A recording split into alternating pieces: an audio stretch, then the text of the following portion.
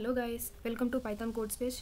ఈరోజు day topic వచ్చేటప్పటికి looping statements. పైథాన్లోకి వచ్చేటప్పటికి 2 టైప్స్ ఆఫ్ లూపింగ్ స్టేట్మెంట్స్ ఉంటాయి. ఒకటి ఫర్ లూప్, ఇంకొకటి వైల్ లూప్.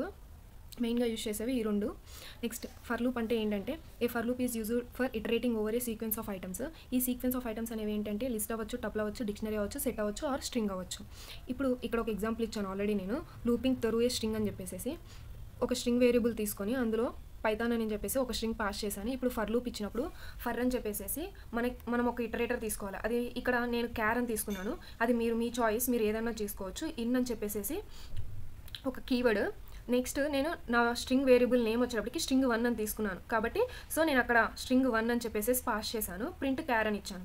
అంటే each and every time check చేసుకున్నది ఫస్ట్ క్యారెక్టర్ ఏదైతే ఉందో అది ప్రింట్ అవుతుంది. మళ్ళీ సెకండ్ క్యారెక్టర్కి వెళ్ళి సెకండ్ క్యారెక్టర్ ఏదైతే ఉందో అది ప్రింట్ అవుతుంది. అలా మన స్ట్రింగ్ లెంత్ ఎంత అయితే ఉందో అంతవరకు అన్ని క్యారెక్టర్స్ ప్రింట్ అవుతాయి.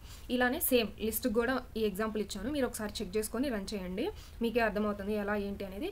అండ్ ఇందులో మీరు ఎక్స్ట్రాగా ఇంక్లూడ్ చేసుకోండి break statement, continue statement, pass statement pass చేయండి.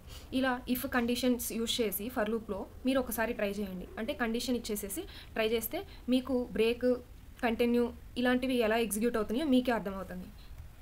అండ్ నెక్స్ట్ ఈ ఫర్ లూప్ని మనం రేంజ్ ఫంక్షన్తో కూడా యూజ్ చేసుకుంటాం. రేంజ్లో ఏంటంటే స్టార్టింగ్ వాల్యూ ఇవ్వాలి, ఎండింగ్ వాల్యూ ఇవ్వాలి, స్టెప్ ఇవ్వాలి. స్టెప్ అనేది ఆప్షన్, మన ఇష్టం, ఇవ్వచ్చు ఇవ్వకపోవచ్చు.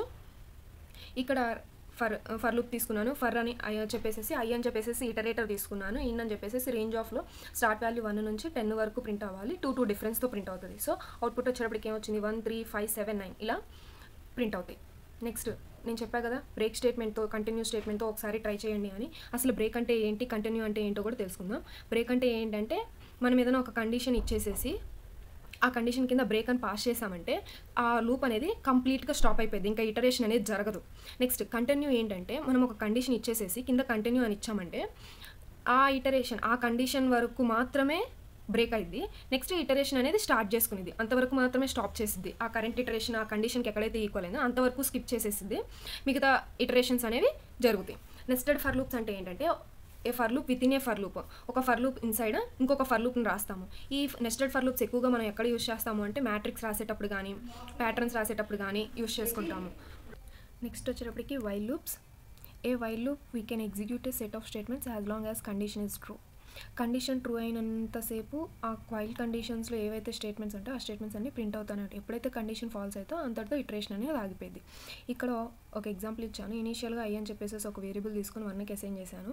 ఇక్కడ నేను నా వైల్ లూప్లో కండిషన్ వచ్చేటప్పటికి ఏమి ఇచ్చానంటే ఐ అనేది <6 అని ఇచ్చాను. ప్రింట్ ఐ అవ్వాలి. ఐ వాల్యూ అనేది each and every time increment అవ్వాలి. ప్రతిసారి ఐ వాల్యూ అనేది ఇంక్రిమెంట్ అవుతూ వస్తుంది. కండిషన్ చెక్ చేసుకునేది. కండిషన్ చెక్ చేసుకొని ట్రూ అయితే ఆ ప్రింట్ స్టేట్మెంట్ని ఎగ్జిక్యూట్ చేస్తుంది. సేమ్ మళ్ళీ ఇటరేటర్ ఐ వాల్యూని ఇంక్రిమెంట్ చేసుకునేది, మళ్ళీ ఐ వాల్యూ కండిషన్ చెక్ చేసుకునేది, ఐ వాల్యూని ప్రింట్ చేస్తుంది. అలా మన ఐ వాల్యూ ఎప్పుడైతే ఫాల్స్ అయిందో అప్పుడు ఇటరేషన్ అనేది ఆపేసిద్ది.